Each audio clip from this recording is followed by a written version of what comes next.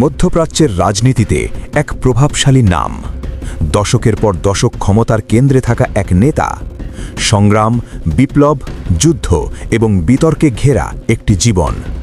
আজ আমরা জানব আয়াতুল্লাহ আলী খামেনির জীবনের গুরুত্বপূর্ণ অধ্যায়গুলো। চলুন শুরু করি তার জীবনের যাত্রা।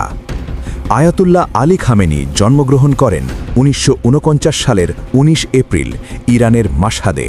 তিনি ছোট থেকেই ধর্মীয় শিক্ষা গ্রহণ করেন এবং ইসলামী রাজনীতিতে অংশ নিতে শুরু করেন। 1970 দশকে তিনি সরকারের বিরোধিতা করেন এবং শাহের শাসনের বিরুদ্ধে আন্দোলনে জড়িত থাকায় বারবার গ্রেপ্তার হন। 1979 সালে ইরানের ইসলামী বিপ্লবে তিনি আইনের একজন সক্রিয় সদস্য হিসেবে দায়িত্ব নেন এবং বিপ্লব সফল হওয়ার পর বিভিন্ন উচ্চ দায়িত্ব পেয়ে যান।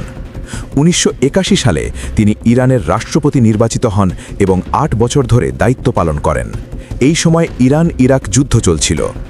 1989 সালে আয়াতুল্লাহ রুহুল্লাহ খোমেনির মৃত্যুর পর খামেনিকে ইরানের সর্বোচ্চ নেতা নির্বাচিত করা হয়।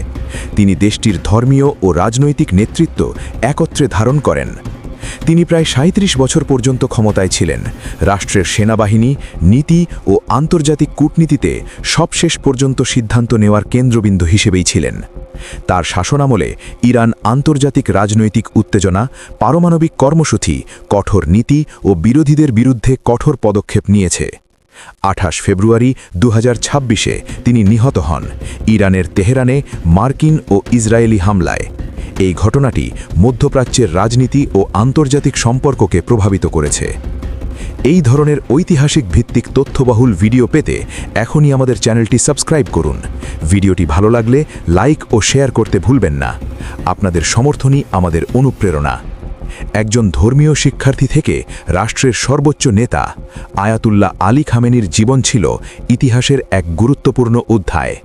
সময় বদলায়, নেতৃত্ব বদলায়, কিন্তু ইতিহাস তার চিহ্ন রেখে যায় চিরকাল।